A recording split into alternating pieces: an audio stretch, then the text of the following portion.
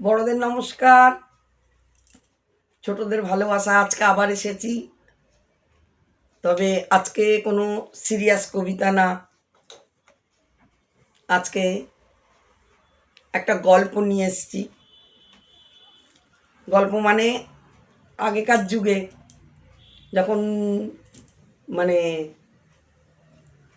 ব্রাহ্মণরা সত্যি আগেকার যুগে সেরকম পেত না, মানে তার যজমানের কাছ থেকে সেইভাবে টাকা পয়সা পেত না।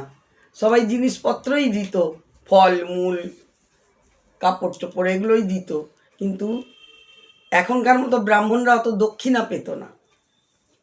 তা এক ব্রাহ্মণ ছিল, তার অবস্থা ভালো না, মানে গরিবই ছিল ব্রাহ্মণ, কিন্তু খুব চালাক ছিল। তো ব্রাহ্মণের ঘরে বউ বলল যে বালিশ ছিঁড়ে গেছে, তুলো লাগবে। কারণ ব্রাহ্মণ ভাবলো যে তুলো লাগবে, দেখি কোথা থেকে তুলো জোগাড় করতে পারি। তুলো কিনতে গেলে তো অনেক পয়সা লাগবে। তাই এক বাড়িতে মনসা পুজোর মানে ফর্দ লিখতে বসেছে। ঠিক আছে, 2 কেজি কাপাস তুলো লিখে দিয়েছে স্লিপের মধ্যে, 2 কেজি কাপাস তুলো। আর 2টো ব্রাহ্মণ দিয়ে পুজো হবে, বিরাট করে মনসা পুজো হচ্ছে। আর একজন ব্রাহ্মণকে পুজোর দিনে নিয়ে গেছে, এবার কাপাস তুলো অত কি করবে। তখন ব্রাহ্মণকে বলছে কাপাস তুলো কী হবে, বলে এক কাজ করো, কলা পাতা কেটে নিয়ে আসো বড় বড়, ওর মধ্যে এরকম কাপাস তুলো দিয়ে দিয়ে নৈবেদ্য করে দাও। তাই দিয়েছে। তখন তো ব্রাহ্মণদের কথা লোকে খুব মানত। তা কাপাস তুলো নৈবেদ্য করে করে দিয়েছে সেই কলা পাতায়। তা সঙ্গে আর একজন ব্রাহ্মণ নিয়ে গেছে, 2টো ব্রাহ্মণ দিয়ে পুজো হচ্ছে। যে ব্রাহ্মণকে সঙ্গে নিয়ে গেছে সে তো আর জানতো না, সে এসে দেখছে কাপাস তুলোর নৈবেদ্য। ওরে বাবা! সে তখন মুখে জিজ্ঞাসাও করতে পারছে না যজমানদের সামনে, সে মন্ত্রচ্ছলেই বলছে যে কি আশ্চর্যং, কি আশ্চর্যং, কাবাস তুলোর নৈবেদ্যং। কিন্তু ওই ব্রাহ্মণ বুঝতে পেরেছে যে ও আমাকেই জিজ্ঞাসা করছে কথাটা। আসল যে ব্রাহ্মণ সে তখন বলছে তা আমায় তো উত্তরটা দিতে হবে।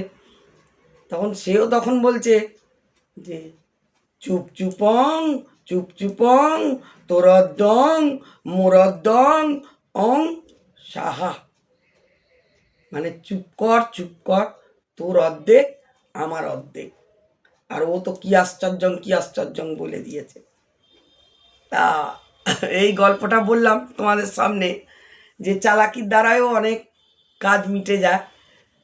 তা এই ব্রাহ্মণেরই আর একটা কথা বলি। ঘর ভেঙে গেছে, ঘরের চাল ঠিক করতে হবে। টালির চালে তো বাঁশ লাগে, তো বাঁশ কোথায় পাবে। তা একবারই শ্রাদ্ধের জন্য নৈবেদ্য দিচ্ছে ফর্দ, তা তাতে লিখে দিল 10খানা বাঁশ। সেটা জমিদার বাড়ি, ছোটোখাটো জমিদার, তা তাদের বাড়িতে ঠাকুর মশাই লিখেছে 10খানা বাঁশ।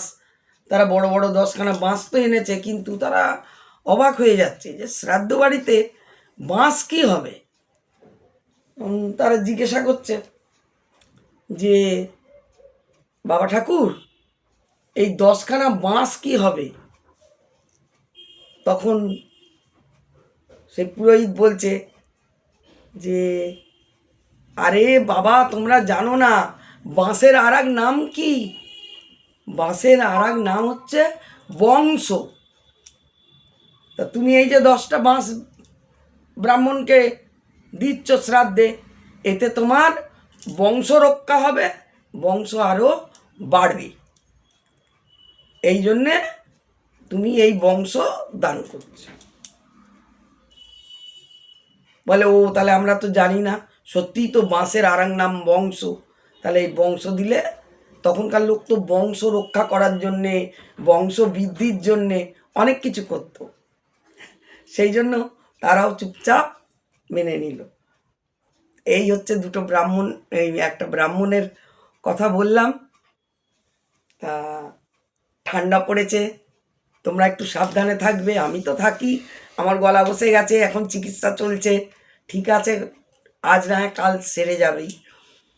আর তোমাদের কাছে একটা অনুরোধ কি, আমি যদি নাও আসতে পারি তোমাদের কাছে কোনো দিন, ভুলে যেও না আমাকে কিন্তু, মনে রেখো।